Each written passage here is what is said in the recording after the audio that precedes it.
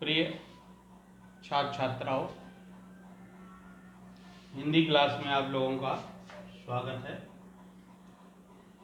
जैसा कि बोर्ड में आप लोग देख रहे हैं कि आज हम आप लोगों का काव्य सौंदर्य के तत्व पढ़ाने जा रहे हैं। काव्य सौंदर्य के तत्वों में रस, छंद, अलंकार आते हैं। तो ये दो नंबर के होते हैं। 2 नंबर का रस पूछा जाएगा, 2 नंबर का छंद पूछा जाएगा और 2 नंबर का अलंकार पूछे जाएंगे। इस प्रकार से ये आपके टोटल 6 नंबर का प्रश्न है और ये आपके प्रश्न पत्र में प्रश्न संख्या 13 में आएगा, ये पूछा जाता है। तो इसमें प्रश्न नंबर 13 में का, खा, गा करके तीनों अलग अलग पूछे जाएंगे। तो 13 का में पूछा जाता है रस। तो रस में आप लोगों को पढ़ना है श्रृंगार रस, नंबर 2 वीर रस, नंबर 3 करुण रस, नंबर 4 हास्य रस और नंबर 5 शांत रस। इस प्रकार से आप लोगों को ये 5 रस पढ़ने हैं। तो इन 5 रसों में आपको परिभाषा याद करनी पड़ेगी, उदाहरण और स्पष्टीकरण। जब ये तीनों चीज़ें आप लोग लिखेंगे तो आपको 2 नंबर मिलेंगे। इसी तरह अब आ जाइए छंद में। तो छंद में आपके सिलेबस में मात्रिक छंद पूछा जाएगा, जिसमें नंबर 1 चौपाई, दोहा, सोरठा, कुंडलिया। तो इसकी भी परिभाषा, उदाहरण और स्पष्टीकरण लिखेंगे तो आपको 2 नंबर मिल जाएंगे। इसी तरह प्रश्न नंबर 13 के गा में अलंकार। तो जैसा कि आप लोग जानते हैं कि अलंकार 2 प्रकार के होते हैं, एक शब्दालंकार, दूसरा अर्थालंकार। तो शब्दालंकार में आपको अनुप्रास, यमक और श्लेष ये 3 याद करने हैं और अर्थालंकार में उपमा, रूपक, उत्प्रेक्षा ये 3 याद करने हैं। तो ये भी अलंकार 2 नंबर का पूछा जाएगा। इस तरह प्रश्न नंबर 13 जो है आपका टोटल 6 नंबर का प्रश्न पत्र में पूछा जाएगा। तो आज हम इस वीडियो के माध्यम से आप लोगों को रस पढ़ाने जा रहे हैं। तो वैसे पिछली कक्षाओं में आप लोगों ने रस के बारे में पढ़ा होगा, तो ज़्यादातर जानते हैं, लेकिन आज हम जो है कुछ अलग तरीके से आप लोगों को समझाने जा रहे हैं। अगर इसको समझ लिया अच्छे से तो आप इसको कभी नहीं भूलेंगे, क्योंकि ये रस, छंद, अलंकार जब भी आप किसी भी सर्विस के लिए रिटर्न देंगे तो ये ज़रूर आते हैं। तो इसलिए थोड़ा विस्तार से मैं आज पढ़ाऊँगा। पूरा वीडियो आप लोग देखेंगे और उसका हमें रिस्पांस भी बताएंगे, वीडियो के नीचे कमेंट करके बताएंगे। तो चलिए आज हम शुरुआत करते हैं रस। देखिए, संस्कृत में रस शब्द की व्युत्पत्ति में कहा गया है कि रस यते असो इति रसा, रस यते असो इति रसा माने के रूप में की गई है, जिससे आस्वाद मिले उसे रस कहते हैं। ठीक है ना, इसका मतलब समझ गए होगे। रस सेते असो इति रसा, तो जिससे आस्वाद मिले उसे रस कहते हैं। ठीक है ना। इसी तरह भरत मुनि ने अपने नाट्य शास्त्र में लिखा है, विभावानुभाव व्यवचारी संयोगा दृश्य निष्पत्ति। अर्थात कहने का भाव यह है कि विभाव, अनुभाव, व्यवचारी व्यभिचारी को संचारी भी कहते हैं, भाव के संयोग से रस की निष्पत्ति होती है। तो आप लोगों को ये चीजें विभाव, अनुभाव, व्यभिचारी भाव और संचारी भाव के बारे में अलग अलग हम अभी डिटेल में बताएंगे।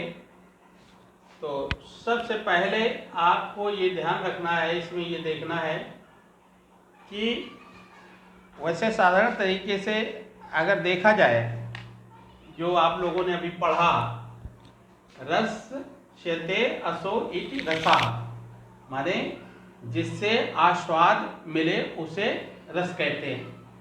दूसरा, भरत मुनि ने अपने नाट्य शास्त्र में लिखा है, व्यवहावानुभाव व्यभिचारी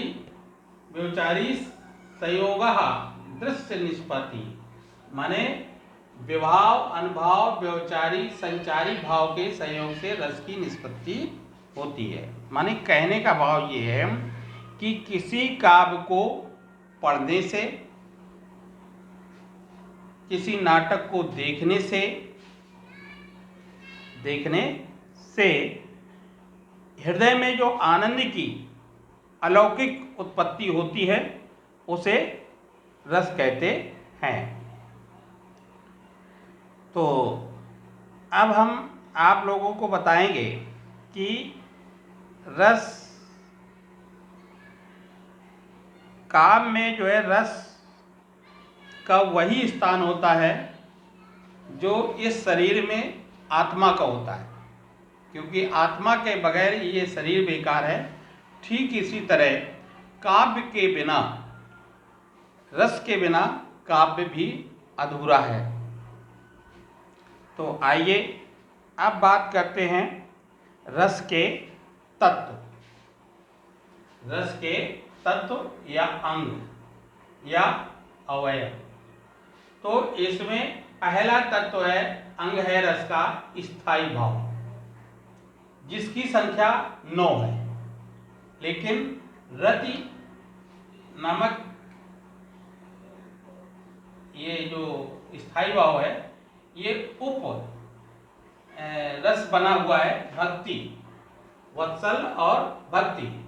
तो इनको जोड़ करके 2 और बढ़ गए, वत्सल रस और भक्ति रस।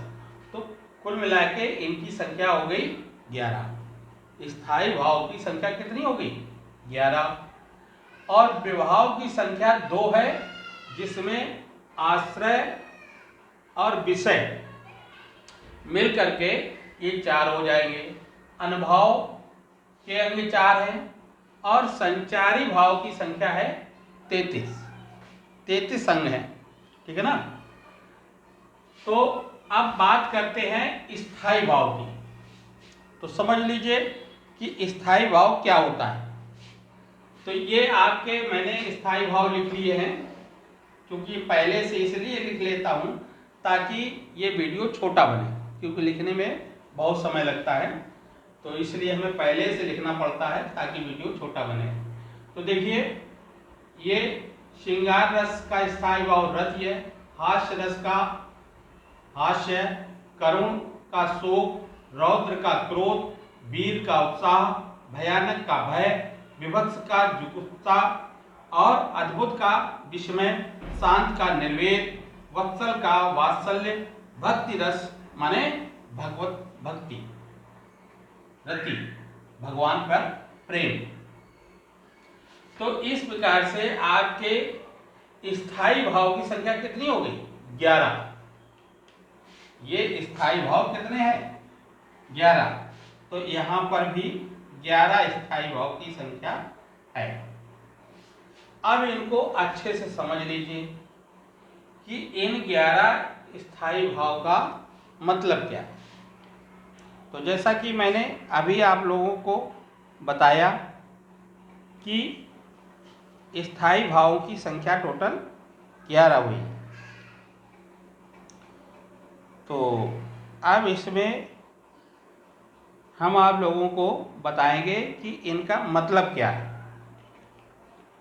तो देखिए, पहला आपका दिया हुआ है रति। तो रति का मतलब होता है स्त्री पुरुष के परस्पर प्रेम, भाव को रति कहते हैं। माने यहाँ पर स्त्री पुरुष माने पति पत्नी के बीच में जो प्रेम भाव होता है उसे रति कहते हैं। अन्न का इसमें शामिल नहीं किया जाएगा। इसी तरह हास तो अंग या वेशभूषा, वाणी, जैसे आप लोग चुटकुला सुन लेते हैं, इस प्रकार से मतलब विचार जन ज्ञान से उत्पन्न प्रसन्नता को हास्य कहते हैं। इसी तरह देखिए शोक। शोक का मतलब क्या होता है? शोक का मतलब होता है इष्ट के अनिष्ट के कारण मन में उत्पन्न व्याकुलता शोक कहलाता है। मतलब कोई हमारी बहुत प्रिय वस्तु है और वो हमसे दूर हो जाए तो उससे हमारे अंदर जो शोक होगा उसी को ये शोक स्थायी भाव कहा जाएगा। इसके बाद क्रोध। तो क्रोध जो है विरोधियों को दंड देने के लिए जो हमारे मन में अचानक एक भाव आता है, विरोधियों को दंड देने के लिए हमारे मन में जो एक अचानक भाव आता है उसे क्रोध कहते हैं। इसके बाद देखते हैं वीर रस। वीर रस का स्थायी भाव है उत्साह। तो दान, दया, वीरता, धर्म रक्षा आदि के प्रसंग में उत्तरोत्तर वृद्धि होती है। उत्पन्न होने वाली जो मनोवृत्तियाँ होती हैं उसे उत्साह कहते हैं। इसी तरह आप देखिए भय। भय के बारे में बता दें आप लोगों को। अनिष्ट की आशंका से उत्पन्न मन की व्याकुलता को भय कहते हैं। हमेशा ये भय रहता है कि कहीं अनिष्ट ना हो जाए, कहीं ये खराब ना हो जाए, ये गड़बड़ ना हो जाए, है ना। हम इतनी मेहनत कर रहे हैं परीक्षा में, जाने पास हो या ना हो, इस प्रकार की जो अनिश्चितता मन में रहती है उसी को भय कहते हैं। इसके बाद आ जाइए विभत्स का स्थायी भाव है जुगुप्सा माने घृणा, है ना।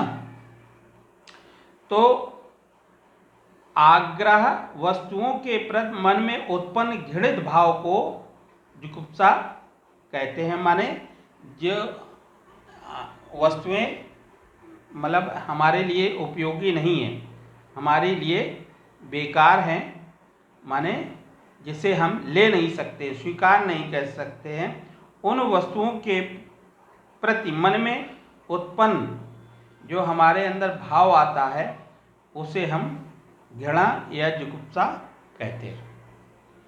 इसी तरह अब आ जाइए विस्मय। विस्मय को समझ लीजिए क्या होता है विस्मय। देखिए आश्चर्यजनक वस्तु को देखकर मन में उत्पन्न कौतूहल के भाव को विस्मय कहते हैं। आश्चर्यजनक कोई वस्तु देख ली जाए तो उससे मन में जो भाव उत्पन्न होता है उसे हम क्या कहेंगे? विस्मय। इसी तरह निर्वेद। निर्वेद में संसार के प्रति त्याग और उदासीनता की भावना को निर्वेद कहते हैं, है ना। इसी तरह वात्सल्य। तो वात्सल्य में आप लोगों को संतान के प्रति जो माता पिता का स्नेह होता है उसे कहते हैं वात्सल्य। तो इस तरह से ये मैंने 10 बताए। और 11वां आपका आता है भक्ति रस। तो भक्ति रस में भगवान के प्रति जो स्नेह होता है उसे भगवत रति कहते हैं। तो इस तरह से मैंने आप लोगों को ये जो स्थायी भाव था 11 उसका हमने मतलब समझाया। अब बात करेंगे विभाव। स्थायी भाव को समझ गए। अब बात करते हैं विभाव की। तो देखिए बच्चों, विभाव जो है स्थायी भावों को जागृत करने वाले भावों को विभाव कहते हैं, जो स्थायी भाव को जागृत करते हैं।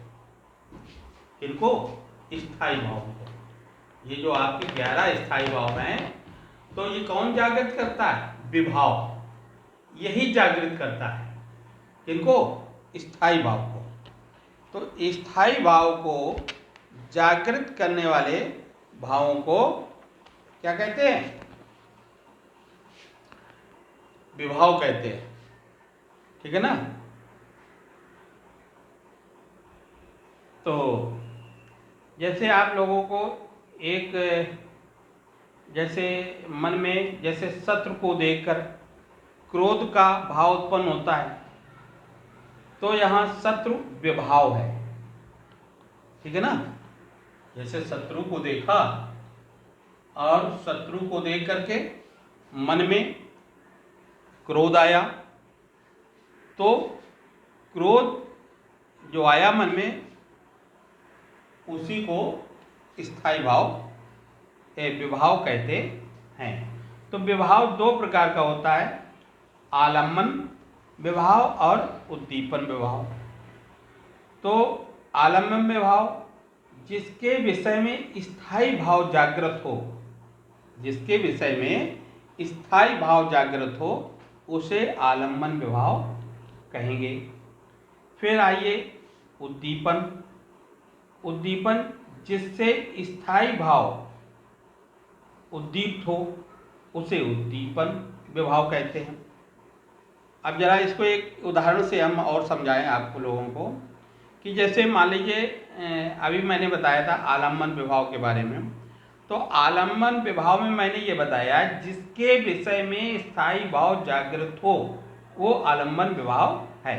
जैसे शेर को देख करके स्थायी भाव भय उत्पन्न होता है ना? शेर को देखा तो उससे भय उत्पन्न हुआ, तो यहाँ पर शेर क्या है? आलम्बन विभाव हुआ। ठीक इसी तरह उद्दीपन। उद्दीपन में मैंने बताया जिससे स्थायी भाव उद्दीप्त हो, उसे उद्दीपन विभाव कहते हैं। जैसे कहीं घने जंगल में शेर को देखा, उससे भय हुआ, भय का स्थायी भाव उद्दीप्त हो गया। अतः यहाँ वन प्रदेश में जो अंधकार है ना, एकांत है, सुनसान जगह है, उसी को विभाव हुआ जाता है। अब इनके 2 प्रवर्तन के 2 पक्ष भी होते हैं, जैसे आश्रय और विषय। आश्रय जिसके मन में स्थायी भाव जागृत होते हैं, उसे क्या कहेंगे? आश्रय कहते हैं। इसी तरह विषय जिसके प्रति मन में स्थायी भाव जागृत होते हैं, उसे विषय कहते हैं। जैसे अब ये एक उदाहरण मैंने आप लोगों को बताया था कि शेर को देखकर नायक के मन में भय का स्थायी भाव जागृत होता है, तो नायक आश्रय और शेर क्या हो गया? विषय, है ना? अब बात करते हैं अनुभव की। काहे की बात करेंगे? अनुभव। विभाव के बारे में समझे गए हम, है ना?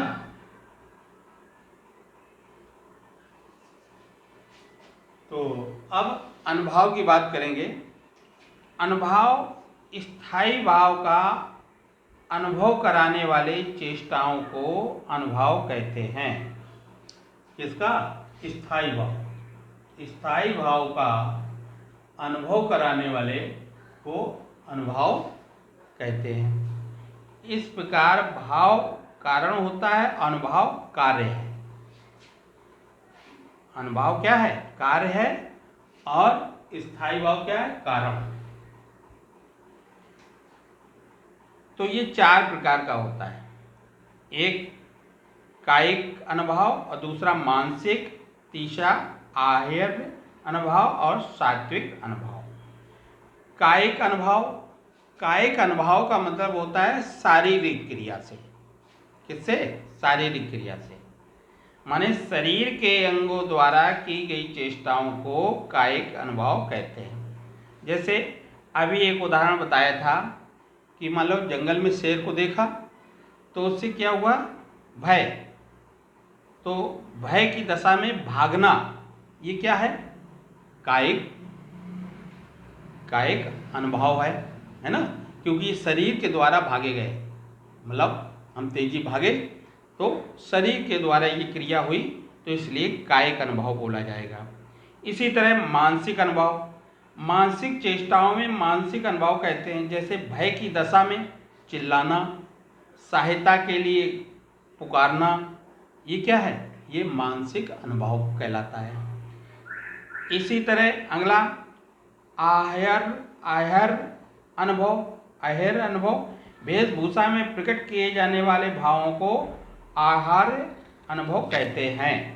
जैसे शेर को देखकर यदि नायक धोती ऊपर चढ़ाने लगे, है ना, या जूते उतार के भागने लगे, है ना, तो ये आहार अनुभव होंगे।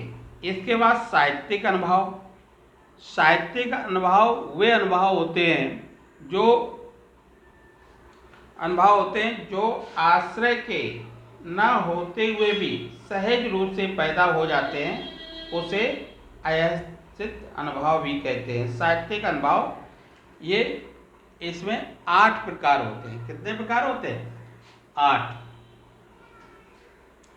इसमें स्तंभ, श्वेत, रोमांच, है ना, स्वरभंग, कंपन, आशुकाना, अलय, घबराहट, है ना।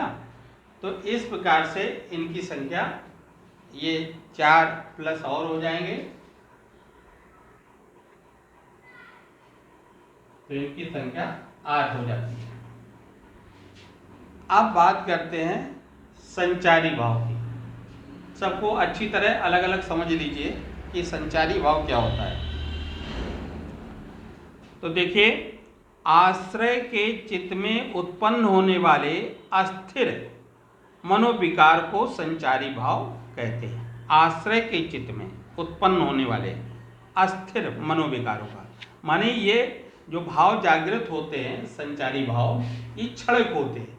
ये ऐसा समझ लो जैसे पानी के बुलबुले कि थोड़ी देर के लिए आते हैं और ये अनुभाव, विभाव और स्थायी भाव जागृत करके गायब हो जाते हैं, तो उसी को कहते हैं संचारी भाव।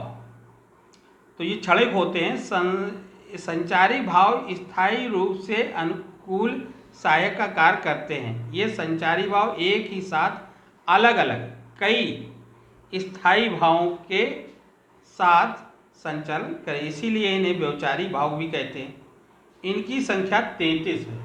कितनी है, 33 हैं संचारी भाव। संत्रास, मोह, मति, चपलता, लज्जा, मद, उन्माद, अपश्यमार, आवेग, धृति, गर्व, वितर्क, विषाद, दैत्य, उग्रता, स्वप्न, श्रम, चिंता, ग्लानि, अमर्ष, शंका, स्मृति, आलस्य, जड़, मरण, असूया, हर्ष, निद्रा, व्याधि, विरोध, अर्व, उत्सुकता, निर्वेद, अवहिता, 33 ये संचारी के भेद। तो ये 33 हैं आपके संचारी भाव। तो इस तरह से अब संभवतः आप लोग स्थायी भाव, विभाव, अनुभाव और संचारी भाव को समझ चुके हैं। अब आते हैं प्रमुख बात पर, क्योंकि आपके सामान्य हिंदी में ये आपको कितने रस पढ़ने हैं, श्रृंगार, वीर, करुण, हास और शांत रस। तो देखिए, श्रृंगार रस, हास्य रस, करुण रस, वीर रस और शांत रस, इनको पढ़ना है आप लोगों को। तो इनकी आपको परिभाषा याद करनी है, उदाहरण याद करना है, स्पष्टीकरण देना है। तो चलिए अब शुरुआत करते हैं। जैसे श्रृंगार रस, तो श्रृंगार रस का परिभाषा आपको लिखने के लिए यहाँ पर आप लोग लिखेंगे, हेडिंग डालेंगे,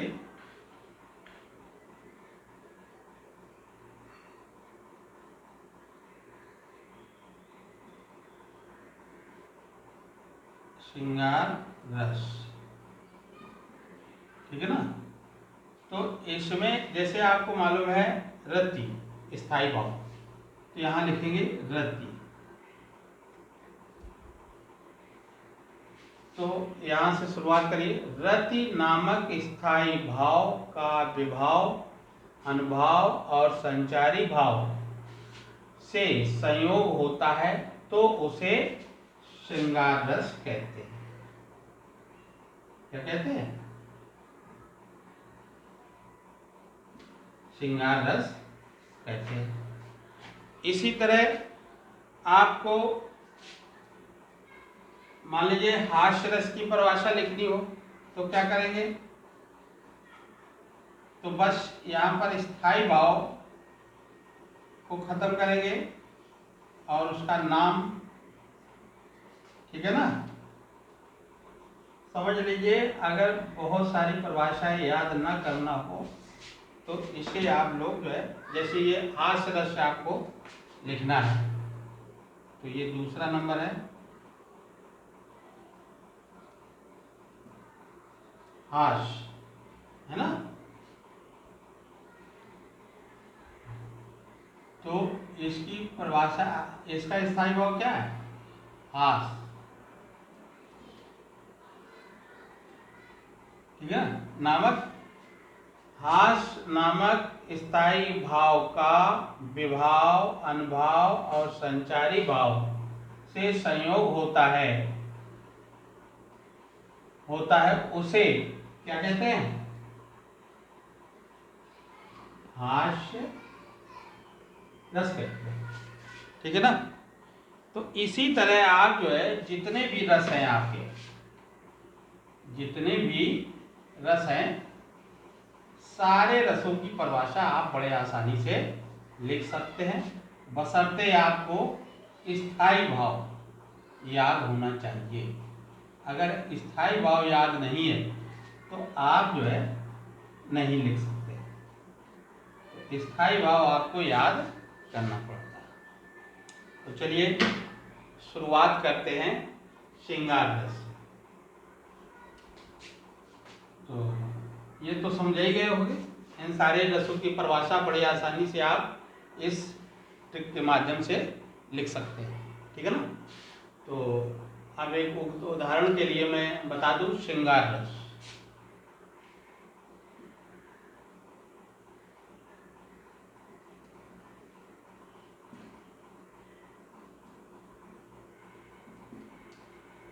तो अभी मैंने बताया था रति नामक स्थायी भाव का विभाव, अनुभाव और संचारी भाव से संयोग होता है तो उसे रस कौन सा? श्रृंगार रस कहते हैं। श्रृंगार रस कहते हैं। अब इसका आपको एग्जाम्पल, उदाहरण लिखना होगा। तो श्रृंगार रस के कई उदाहरण हैं, जिसमें एक आपको दिया हुआ है, बतरस लालच लाल की मुरली धरी रुकाए, सौहें करें भव हन हंसें दैन नह जाए। तो बतरस लालच लाल की,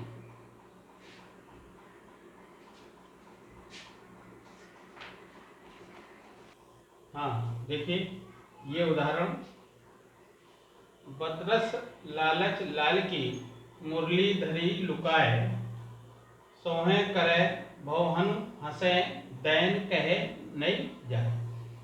तो ये देखिए उस समय का वर्णन है जिस समय कृष्ण की गोपिकाएं जब यमुना के किनारे खेलते थे तो कृष्ण से बात करने के लिए तो एक सखी ने, एक गोपिका ने उनकी मुरली को, बातचीत करने के लिए उनकी मुरली को छिपा के रख दिया। और जब कृष्ण पूछने लगे कि हमारी मुरली तुमने ली है, तो सौहें करे माने सौगंध खाने लगी, और सौगंध खा के भवहन हंसे, और सौगंध खा के और हंस करके मना करके आगे बढ़ गई, जिससे कृष्ण जी को शक हुआ और वो जिद करने लगे कि हमारी मुरली हमें दे दो। तो यहाँ पर जो है श्रृंगार रस है। क्या है? संयोग श्रृंगार रस है, श्रृंगार रस है इसमें। तो इसमें जो है आपको इसका ये स्पष्टीकरण देने के लिए स्थायी भाव क्या है? रति। इसका स्थायी भाव रति है, ठीक है ना। इसके बाद आलम्बन विभाव श्री कृष्ण है ना, आलम्बन विभाव हो जाएंगे श्री कृष्ण, श्री कृष्ण।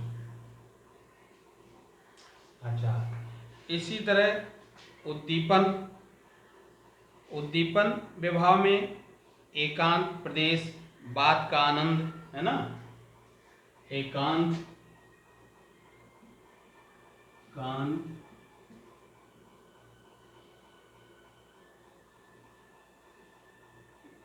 बात का आनंद है ना। इसी तरह अनुभव, मुरली का चुराना है ना,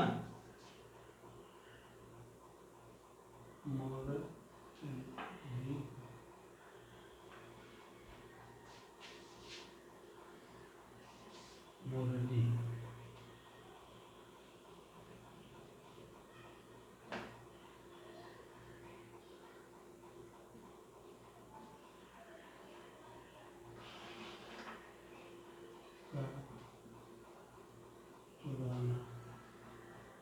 ठीक है ना।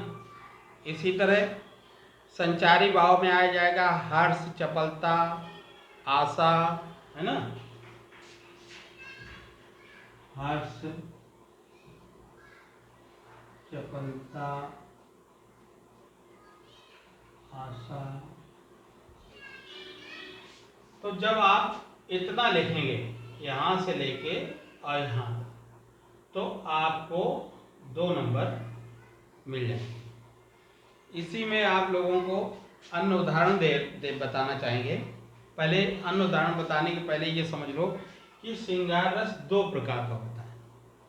एक संयोग श्रृंगार रस। संयोग श्रृंगार रस में क्या होता है? जहां पर नायक और नायिका के मिलन का वर्णन हो वहां पर संयोग श्रृंगार रस होता है। और वियोग श्रृंगार रस, तो जहां पर नायक और नायिका के वियोग का वर्णन हो वहां वियोग श्रृंगार रस होता है। तो ये 2 प्रकार का होता है। तो इसमें संयोग श्रृंगार में उदाहरण ये भी दे सकते हैं आप। इसके अलावा और अन्य भी एग्जाम्पल हैं जिसे दिया जा सकता है। हाँ, तो हम आप लोगों को अन्य उदाहरण बताना चाहते थे कि जैसे अन्य उदाहरण में लिख सकते हैं आप, श्याम और सुंदर 2 जोरी, निरखत छवि जननी तृण तोरी। इसी तरह दूसरा उदाहरण, सूर अरुण अधरन की शोभा, बनत बरन न जाए है ना। तो ये लिख सकते हैं। इसी तरह वियोग श्रृंगार में आप लिख सकते हैं। वियोग श्रृंगार में हमने पढ़ाया आपको, कौन हो तुम बसंत के दूत, बिरस पतझड़ में अति सुकुमार, घन तिमिर चपला की रेख, तपन में शीतल मंद बयार। ये श्रद्धा मनु नामक जो पाठ है आपका, उसमें ये एग्जाम्पल आपको मिल जाएगा। इसी तरह वियोग श्रृंगार में और उदाहरण लिख सकते हो आप लोग कि उधो मोय ब्रज विसरत नाही, उधो मोय ब्रज विसरत नाही, हंस सुता की सुंदर कजरी, अर कुंजन की छाई। ये लिख सकते हो। इसी तरह वियोग श्रृंगार में लिख सकते हो, निस दिन बरसत नैन हमारे, सदा रहत वर्षा ऋतु हम पर, जब ते श्याम सिधारे। तो इस तरह बहुत से उदाहरण आप लोग ले सकते हैं।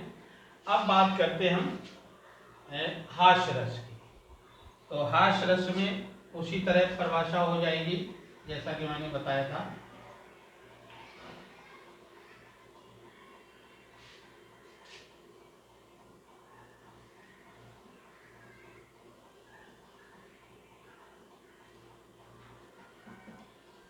हास्य रस में जो है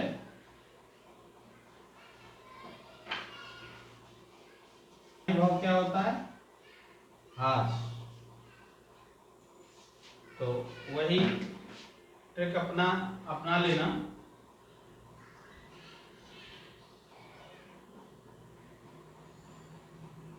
तो हास्य, इसे यहाँ कर दो हास्य, ठीक है ना। अब हास्य रस की परिभाषा के लिए ये परिभाषा हो गई आपकी। अब आइए उदाहरण। तो नाना बहन नाना भेषा, व्यसे शिव समाज निज देखा। तो ये उदाहरण है शिव विवाह से लिया गया है। शिव जी का विवाह होता है तो वहाँ पर नाना वाहन मतलब बहुत सारे नंदी है ना, घोड़ा खच्चर है ना, नाना वाहन, नाना भेषा, विभिन्न प्रकार का भेष, भूत प्रेत बहुत सारे। वैसे शिव समाज माने जो लोग देख रहे थे शिव की बारात को देख करके सभी लोग हंस पड़े। तो यहाँ पर हास्य रस होगा, ठीक है ना। तो इसी में इसका स्थायी भाव लिख लेना। हाँ, तो अभी मैंने बताया था आप लोगों को ये उदाहरण, नाना बहन नाना भेषा और व्यसे शिव समाज निज देखा। तो अब चूंकि तुम्हारी किताब में एग्जाम्पल यहाँ पर दिया हुआ है जनकपुर में राम लक्ष्मण, तो उसमें ये एग्जाम्पल बढ़िया है। बिंद के वासी उदासी तपोव्रतधारी, महाबिनु नार दुखारे, गौतम तिय तरी तुलसी सो कथा सुनि भे, मुनि वृंद सुखारे, हुई है शिला सब चंद्रमुखी, पद से पद मंजुल कुंज तिहारे, कीनी भली रघुनायक जू, करुणा कर कानन को पगु धारे। ये उस समय का वर्णन है जब राम सीता और लक्ष्मण के साथ वन को जा रहे थे। राम लक्ष्मण, हाँ सॉरी, देखिए ये उस समय का वर्णन है जब राम और लक्ष्मण वन को जा रहे थे विश्वामित्र के साथ। तो रास्ते में जब ताड़का का वध करके और अहिल्या का उद्धार किया था तो ये खबर तपोवन जंगलों में पहाड़ों में गुफाओं में पहुंच गई। तो जितने गुफाओं में बैठे हुए तपस्वी ऋषि मुनि थे उन्होंने जब ये खबर सुनी तो सुन करके बहुत खुश हुए। बिंद माने विंध्याचल पे रहने वाले जितने तपस्वी थे वो बड़े उदास थे, तपोव्रत में लीन रहने वाले वो बहुत उदास थे। और वो काहे से दुखी थे? नारी माने स्त्री, स्त्री के बिना बहुत दुखी थे। जब उन्होंने सुना कि गौतम तिय तरी तुलसी सो कथा सुनी, भे मुनि वृंद सुखारे, जब उन्होंने सुना कि राम ने एक शिला पर अपने चरण के स्पर्श से उसे स्त्री बना दिया, एक शिला जो है पत्थर की शिला जो है उनके चरण कमलों के स्पर्श से स्त्री बन गई, इस कथा को जैसे मुनियों ने सुना, हुई है शिला सब चंद्रमुखी, तो उन्होंने सोचा कि अगर राम यहाँ आए तो यहाँ पर जितने पत्थर है जितनी शिलाएं हैं सब चंद्रमुखी स्त्रियां बन जाएंगी, है ना। मंजुल कुंज तिहारे, वो जो है भगवान राम जब इस कमल रूपी चरणों से इनको स्पर्श करेंगे तो वो सारी शिलाएं जो है चंद्रमुखी बन जाएंगी। कीनी भली रघुनायक जो करना कर कानन को पग, ये तो भगवान ने बड़ी अच्छी कृपा कर दी कि वो वन की ओर आ रहे हैं। तो इसका स्थायी भाव क्या होगा? इसका स्थायी भाव हास्य हो जाएगा, है ना। अच्छा क्या बोले? हाँ, हम बता रहे थे कि आलम्बन विभव, तो आलम्बन जो है ऐश्वर्य माने उनका यश, राम का जो यश है विनिष्ठ ऐश्वर्य वो आ जाएगा यहाँ।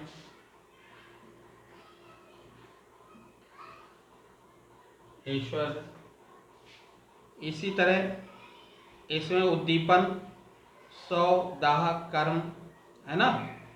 उद्दीपन क्या आ जाएगा? उद्दीपन में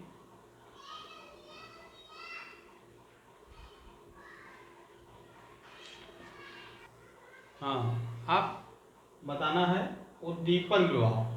तो उद्दीपन विभाव में आकृत, बातचीत, चेष्टाएं, है ना। आकृति, बातचीत,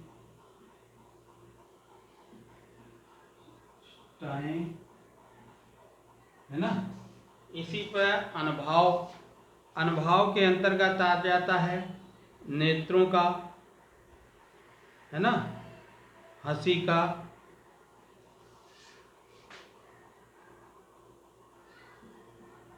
नेत्रों, हंसी। इसी तरह संचारी भाव में, संचारी भाव में हर्ष, निद्रा, चपलता, कंपन, हर्ष,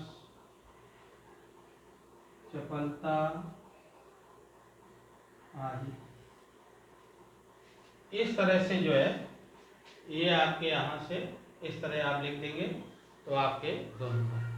तो आप लोग जो है इसी तरह करुण रस, है ना, तो करुण रस की परिभाषा तो आप लोग लिख ही लेंगे बड़े आसानी से, और करुण रस के उदाहरण आप लोगों को अन्य बता दें हम। देखिए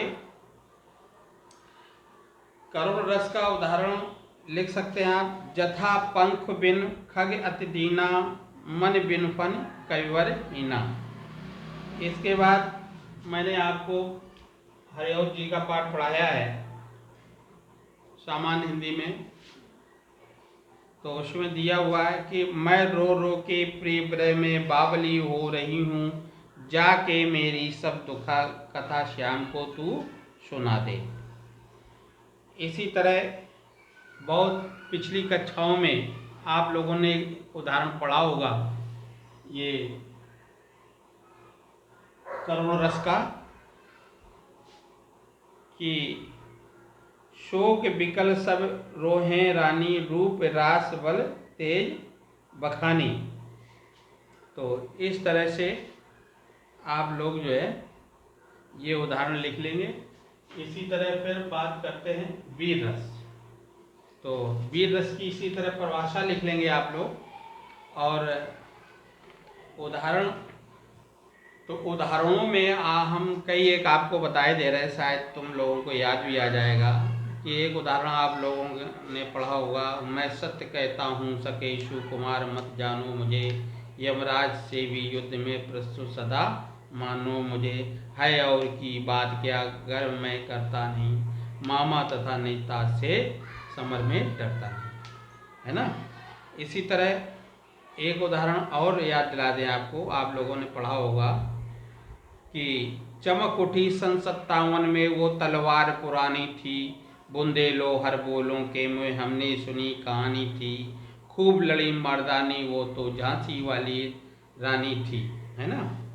इसी तरह अभी मैंने ये आपके सेवा शौर्य पाठ पढ़ाया था कला वर्ग वालों को, उसमें पद में दिया हुआ है, साज चतुरंग सैन्य अंग में उमंग धारी, सरजा शिवाजी जंग जीतन को चलत हैं, भूषण भनत नाद बेहद नगारन के, नदी नद मद गैवरत के रलत हैं। तो इस तरह से आप जो है ये वीर रस के उदाहरण और ये स्पष्टीकरण दे सकते हैं। इसी तरह शांत रस, तो शांत रस में आप परिभाषा लिख लेंगे इस ट्रिक के माध्यम से, और इस एग्जाम्पल के लिए आप लिख सकते हैं। बहुत सरल दोहे हैं, आप लोगों को क्लास में मैंने बताए भी हैं। करत करत अभ्यास के जड़मति हो सुजान, रसरी आवत जाते शिल पर होत निशान। और भी है, बड़े हुए तो क्या हुआ जैसे पेड़ खजूर, पक्षी पंथी को छाया नहीं, फल लागे अति दूर। और भी है इसके उदाहरण, माटी कहे कुमार से तू क्यों रौंदे मोह, एक दिन ऐसो आयो गो मैं रौंदूंगू तो इस तरह से आप लोग लिख लेंगे और इसको अच्छी तरह समझ लेंगे। जो चीज़ समझ में आए उसे लिखना और हम तुम्हारी सारी समस्या का हल करेंगे। बशर्ते इसको 2-3 बार अच्छे से समझ लेना, क्योंकि समझी हुई चीज़ ज़्यादा टिकाऊ होती है। तो समझ करके और वीडियो के नीचे हमें कमेंट करना, हम तुम्हारी सारी समस्या का निदान करेंगे। जय भारत, जय हिंद, धन्यवाद।